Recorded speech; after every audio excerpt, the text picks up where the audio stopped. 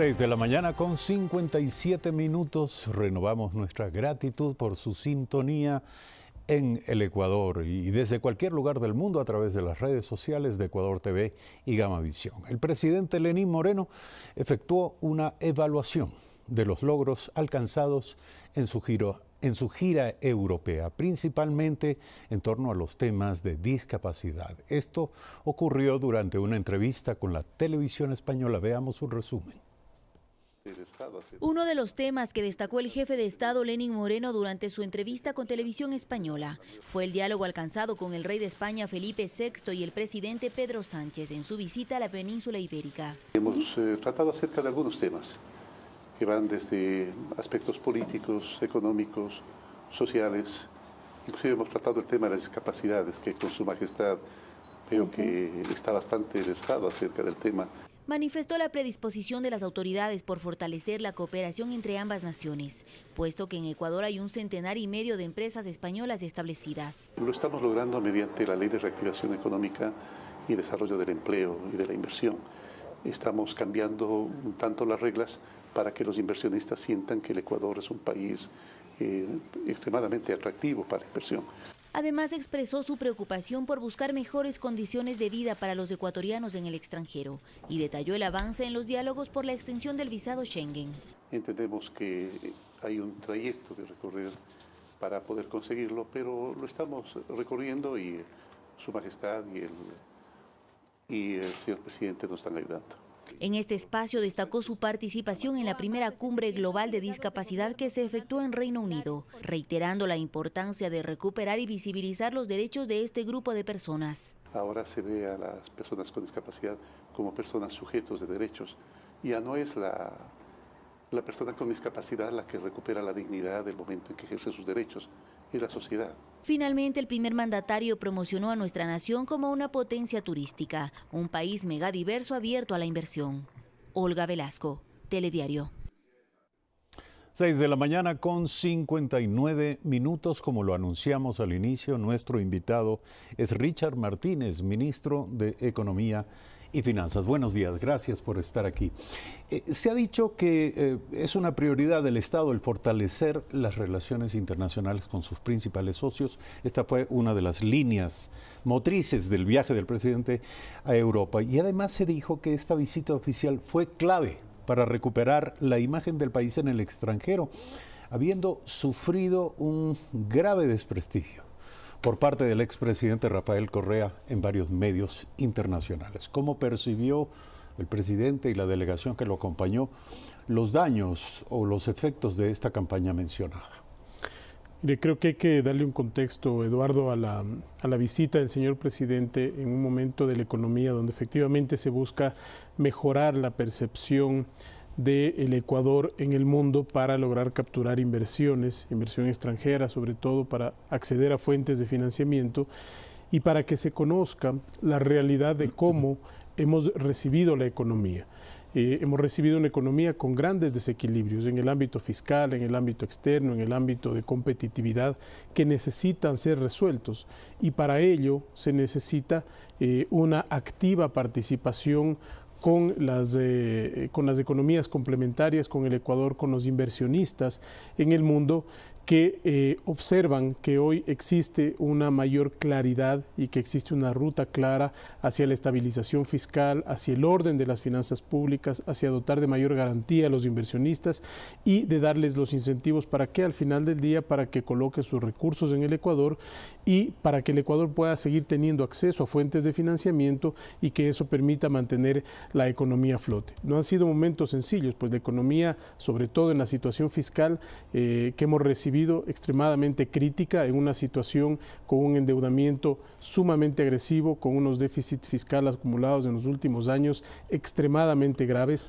que obligan a tomar decisiones de optimización del tamaño del Estado, como no puede ser de otra manera, y por el otro lado devolverle al sector privado, a las microempresas, a la economía popular y solidaria, a la mediana, a la pequeña, a la grande empresa, su rol de motor de la economía, luego de que por más de 10 años se generó o durante la última década se generó una presencia del Estado que le quitó participación al sector privado. Entonces es importante que se recupere ese rol del sector privado. Son temas y enfoques sin duda alguna que aportan muchísimo al conocimiento de la realidad ecuatoriana y que denotan una postura de transparencia de parte de las autoridades frente a los actores económicos, pero parece haber una contradicción de base.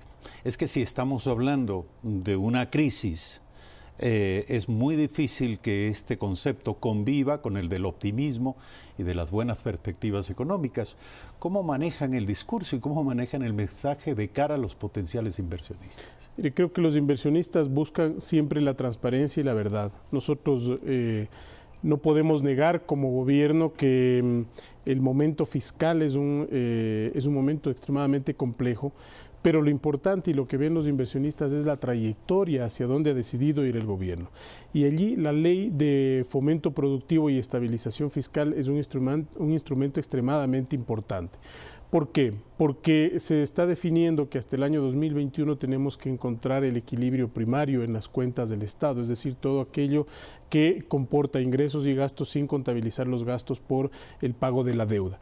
Y luego de aquello, unas reglas de estabilización fiscal y de permanencia de equilibrio en el tiempo, pero además un fondo de estabilización que nos permita garantizar los programas sociales. Entonces, cuando los inversionistas ven esto y ven que hay un compromiso real del gobierno, incluso para ponerlo a nivel de ley, de que se va a lograr ese equilibrio en el mediano plazo, es justamente donde los inversionistas sienten mayor confianza, sienten que el país está yendo por la ruta correcta y por el otro lado, naturalmente observan que toda la cantidad de incentivos que se están generando en la ley de fomento productivo van a ser instrumentos que potencien su capacidad de colocar recursos en el país, porque son inversiones que van a tener varios beneficios en el campo agrícola, en el campo turístico, en el campo agroindustrial, en el campo del comercio exterior, en el campo de los servicios, que les van a permitir a ellos volcar sus recursos al Ecuador.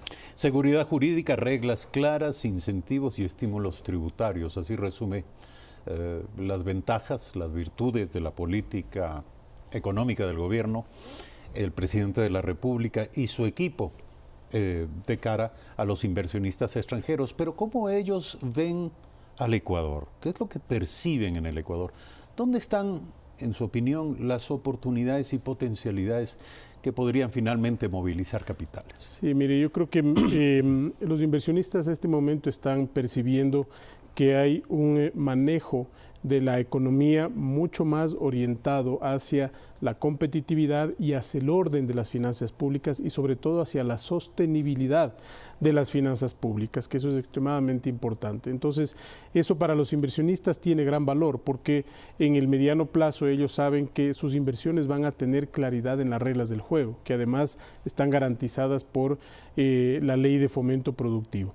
Luego los sectores, ¿dónde ven sectores? Por ejemplo, en el turismo hay un gran interés. También suscribimos memorandos de entendimiento de empresas que están interesadas en financiar el programa Casa para Todos, ¿no es cierto?, que es un programa emblemático del gobierno y son empresas que tienen experiencia en la construcción de casas alrededor del mundo. Todo eso tiene que materializarse una vez que ya se evalúen concretamente las propuestas y se haga un diseño mucho más afinado, no solamente del financiamiento, sino de la programación que maneja el Ministerio de Vivienda y el Plan Casa para Todos de las viviendas propiamente dicho. Pero el interés está allí, es decir, eso es una garantía de confianza y sobre todo para los inversionistas, Eduardo, es importante ver estas oportunidades, pero ver una economía sana, una economía que transparenta sus cifras, una economía que va en la línea correcta. Y la línea correcta es la línea de evitar un endeudamiento de manera agresiva por la vía de los déficits o por los déficits fiscales que se vienen acumulando. El país necesita más financiamiento, naturalmente y transitoriamente, hasta lograr el equilibrio necesita financiar esa trayectoria en el corto plazo. Pero luego de aquello tiene que encontrar su equilibrio. Y para eso es importante transparentar las cifras, optimizar el gasto público.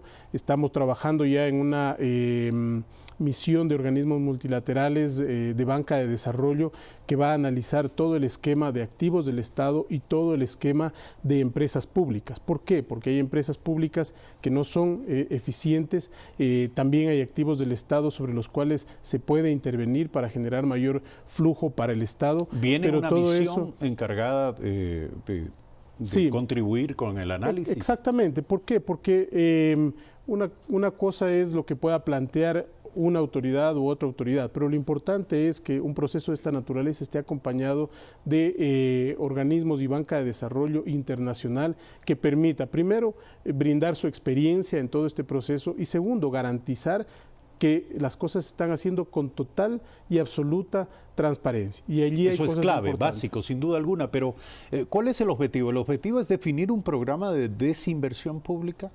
Mire, lo que hay que hacer es, primero, garantizarle a la ciudadanía, a los ecuatorianos y también mostrarle al mundo que el Estado es el primero que está dispuesto a hacer el esfuerzo para solventar el momento fiscal. Y por eso en las empresas públicas hay muchísimo margen para mejorar el estado de situación de esas empresas públicas. Ahora, ¿hay empresas públicas que son susceptibles de formar parte de este catálogo de oportunidades para la inversión privada? Totalmente, y habrá otras que no tengan viabilidad. Eso es lo que vamos a definir concretamente con esta visión. Prefiero no anticiparme. Nosotros ya tenemos un criterio, pero ese criterio queremos convalidarlo con esta misión de Banca de Desarrollo Internacional que he señalado, de tal manera que haya un criterio eminentemente imparcial sobre el tema. Lo mismo con los activos. ¿Imparcial en qué sentido? Perdón. Imparcial en el sentido de que va a garantizar, digamos, que no es solamente el Estado quien hace la evaluación, sino que hay un tercero confiable con experiencia internacional que pueda viabilizar estos comentarios y estos criterios, ¿no es cierto? Estamos hablando básicamente del Banco Interamericano de Desarrollo que nos va a apoyar en este proceso. Entonces creo que eso da garantía de conocimiento, de imparcialidad, de solvencia técnica para lograr el mejor tratamiento a este tema. Empresas públicas, activos del Estado, pero también hay que tomar opciones por la vía de la optimización del gasto, sobre todo en sueldos y salarios. Por ejemplo, ya se emitió la resolución del Ministerio de Trabajo hace poco más de un mes sobre la cual ya se bloquea la contratación de nuevos mecanismos o la contratación por la vía de contratos ocasionales para el año 2018-2019. Eso es importante porque es un mensaje de que el Estado, y lo dijo ayer el señor presidente de la República, ya no tiene capacidad de absorción de mano de obra, porque de lo contrario esto no es sostenible. Y luego de aquello hay que ir viendo cuáles son las mejoras de la estructura del Estado, de la estructura propiamente del Estado. Ese es el debate de fondo, ¿no es cierto? Cómo podemos reordenar, y tenemos ya una propuesta bastante avanzada en esos términos, trabajada con la Secretaría de Planificación, para reordenar la estructura del Estado que nos permita darle mayor eficiencia y optimización. En los últimos días también se ha estado discutiendo a nivel de la opinión pública sobre el tema de subsidios, Eduardo. Importante mencionar que como gobierno nosotros cualquier decisión que tomemos va a ser una decisión extremadamente responsable, sobre todo protegiendo a los más pobres, protegiendo a los más vulnerables. ¿Cuántos subsidios sobreviven de un paquete que entiendo yo fue más de 30? Sí, más que la cantidad, más que el número de subsidios es el monto que el Estado destina. Estamos hablando de 3.400 millones. Pero de eso una parte obviamente son transferencias como el bono de desarrollo humano, el bono Joaquín Gallegos Lara, que son instrumentos importantes de protección social, por supuesto. Claro. Pero por el otro lado sí existen distorsiones que tienen que ser discutidas a nivel de la sociedad, no solamente del gobierno. Por ejemplo, el subsidio que se otorga a vehículos de alta gama que colocan gasolina súper. Es un subsidio que se está entregando a personas que tienen capacidad adquisitiva elevada. Es ilógico, evidentemente, que haya un subsidio para quienes más y sobre todo mientras tenemos deudas pendientes con sectores que le han entregado ya mucho esfuerzo y mucho tiempo de trabajo, como son los jubilados y son personas que están esperando por sus pagos. Entonces, es importante no meter todos los subsidios en una sola canasta, es importante hacer una racionalización de por dónde existen ineficiencias y de entender que finalmente hay subsidios que deben mantenerse, ¿no es cierto? Porque están focalizados en los más pobres. Pero también se habla de los subsidios que tienen relación con la protección, con la disminución del precio, del valor de los combustibles y de la energía para determinados sectores productivos. Mire, es que todo tiene que tener un tratamiento integral, no se puede analizar el tema de una manera global. Por eso señalaba, creo que si uno pone en la discusión este tipo de matices de que cómo se está subsidiando a combustible para vehículos de alta gama de personas con alto poder adquisitivo, naturalmente se está generando una distorsión porque termina el Estado haciendo un esfuerzo para subsidiar a personas que no lo necesitan. Ahora, es claro, lo que usted dice, si los subsidios se juzgan bajo la lógica de este ejemplo, del subsidio a combustible para vehículos de alta gama, deberían desaparecer. Pero si se juzga desde la lógica de las políticas sociales orientadas a fortalecer a sectores necesitados, no deberían desaparecer. Entonces, evidentemente, justamente por eso es que no podemos poner todo en una sola bolsa, Eduardo. No todos... no podemos hablar en general de todo. Hay que hacer un análisis pormenorizado de cuál es el efecto de cada uno de ellos, de cuál es el nivel de consumo en las clases más pobres, en las clases más vulnerables y también en las clases más altas. ¿Y este análisis se llevará a cabo, ministro? Siempre estamos en análisis de todas estas, de todas estas variables. Es responsable por parte del gobierno hacerlo, porque allí hay ineficiencias que corregir. Pero insisto, lo importante es que cualquier tipo de corrección que se haga no afecte a los más pobres, no afecte a las personas más vulnerables y no afecte a los pisos de protección social que tiene que garantizar el Estado en un momento, sobre todo, en el que retirar esa presencia enorme del sector público o del gasto público en economía va a tener naturalmente un momento en el que hasta transitar hacia la inversión privada vamos a tener un resentimiento económico seguramente. Vamos a hacer los mayores esfuerzos para evitar que eso pase. Pero es natural que con tanta presencia del Estado y lograr un mayor proceso de optimización, eso va a resentir algunos indicadores, sobre todo en materia de crecimiento. Pero es la única ruta y es la ruta correcta para lograr tener en una siguiente etapa una mayor claridad, una mayor previsibilidad, una mayor sostenibilidad de las finanzas públicas, de tal manera que todos podamos tener garantía de que los servicios de educación y salud no se van a ver afectados, de que los pisos de protección social se van a garantizar. Para aquello es importante, insisto, Eduardo, que el Estado de la primera muestra, y estamos ya trabajando en ese proceso, creo que hemos dado ya varias señales, como este tema de los contratos ocasionales, de que el esfuerzo va a empezar por casa.